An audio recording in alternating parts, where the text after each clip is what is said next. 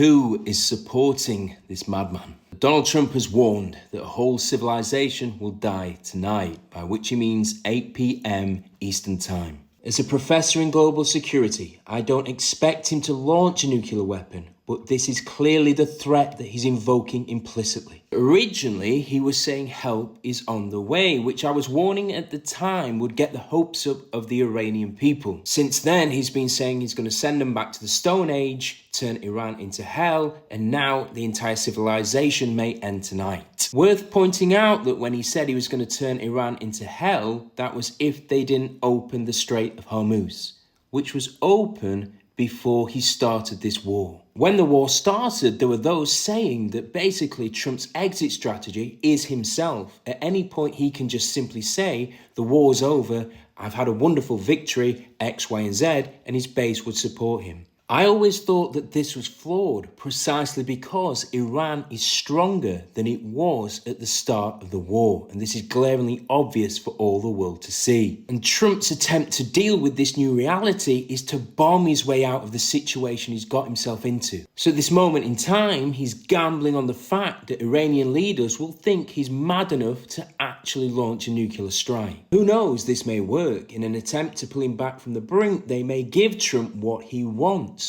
But what does he want? If it is just opening the Strait of Hormuz, then he had this at the start of the war. So of course what he actually wants is Iran to be a puppet state of the United States.